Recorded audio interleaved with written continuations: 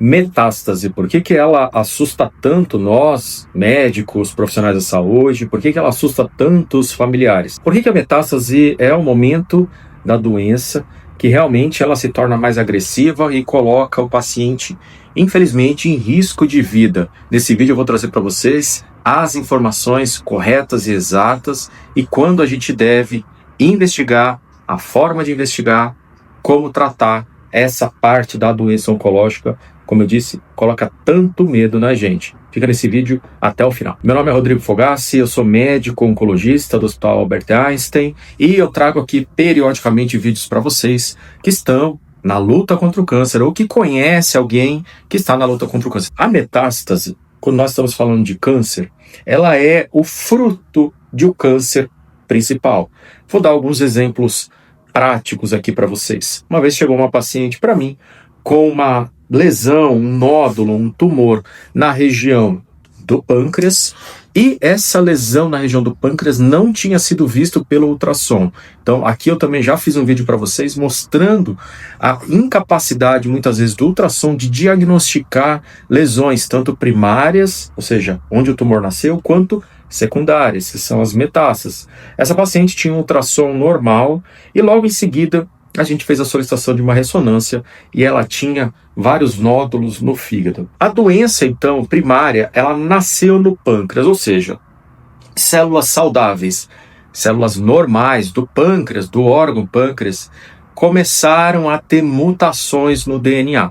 Ou seja, o DNA que era para falar, faça somente uma célula, ele começou a falar, não, faça 20 células. E aí essas células já saíram erradas, e aí esse DNA falou também para essas células, faça mais 20 células, faça mais 20 células, e nisso começa-se uma proliferação desordenada. Claro que essas 20 células que eu falei é só um exemplo, mas a gente não tem um número exato de como ocorre essa proliferação. Mas basicamente o câncer é isso, uma mutação no DNA, que faz com que a célula comece a se proliferar de forma desordenada e às vezes a célula pode até perder totalmente a capacidade e as características do tumor inicial, da célula inicial, na verdade.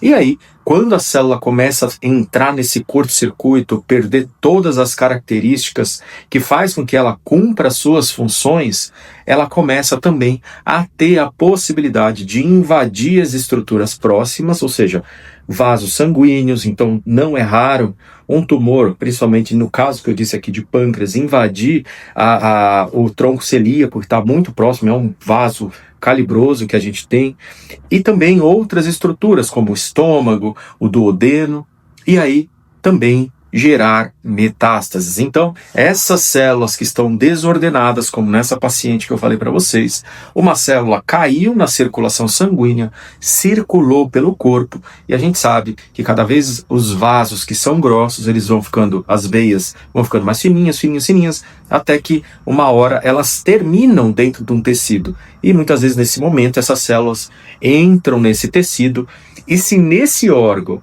não tiver, como eu posso dizer, um sistema de defesa suficiente para matar essa célula neoplásica que chegou nesse órgão, ela se fixa no órgão e começa a se proliferar.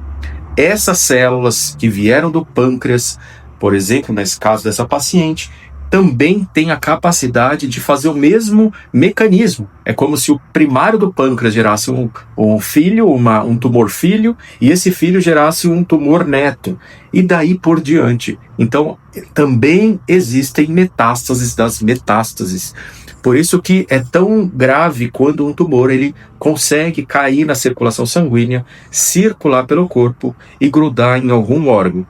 No caso das doenças que têm a circulação hematológica, como por exemplo, tumores de mama, tumores de pulmão, de fígado, de pâncreas, de estômago, de cólon e de próstata, geralmente ele costuma ir para os órgãos que têm maior circulação sanguínea, digamos assim. Quais são esses órgãos? O pulmão, o fígado, o cérebro, os ossos. Esses são geralmente os 4 locais onde as células que dão metástases se encaminham mais. Claro que, por exemplo, o câncer de próstata, ele tem muito mais facilidade de dar metástase para os ossos do que para o fígado, do que para o pulmão. Um câncer de mama tem muito mais facilidade de dar metástase para o fígado e para os ossos. E por aí vai. Nós, na nossa prática e nos nossos estudos, a gente percebe que cada tumor tem uma predisposição a levar metástases para determinados órgãos.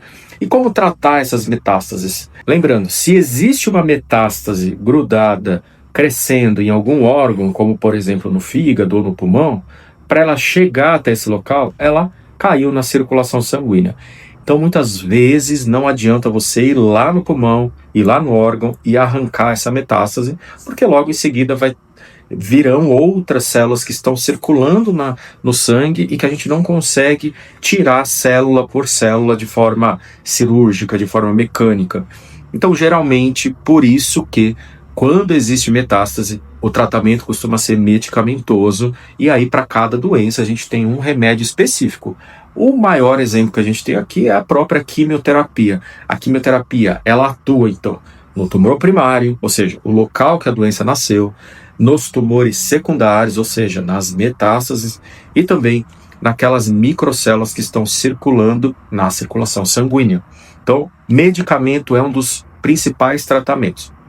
Dei o exemplo da quimioterapia, mas pode ter outros tratamentos a depender de cada tipo de doença. Câncer de mama, pode ser hormonioterapia, próstata, também hormônio, imunoterapia em vários tipos de câncer e por aí vai. Mas entenda, câncer metastático, tratamento principal, remédios, medicamentos. Ah, mas não existe a possibilidade de ir na metástase e fazer o tratamento? Será que o paciente realmente não se beneficia? Essa é uma excelente pergunta que nós temos que responder para os pacientes.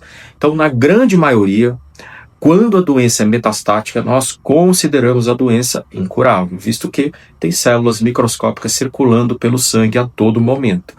Entretanto, algumas doenças, como principalmente o câncer de cólon, de intestino e de reto, e o câncer de testículo, eles podem ser curados mesmo com metástase. Então, para você que está vendo esse vídeo, que sabe que tem alguém parecido, próximo a você, que tenha câncer de cólon com metástase, principalmente metástases únicas, hepática ou em pulmão, tem que conversar, tem que sentar, entre em contato, porque existe a possibilidade ainda de curar esse paciente. Claro que existem casos a casos, mas existe essa possibilidade. Isso porque, biologicamente, a gente tem um motivo para isso. Câncer nasceu no intestino, a circulação sanguínea, ela joga tudo que você come, cai entre aspas, na circulação sanguínea do intestino e vai direto para o fígado. Então, se você tem um tumor no intestino, e que tem uma metástase no fígado, muitas vezes ele não circulou pelo corpo todo, ele simplesmente foi direto. E ali ele grudou e ficou.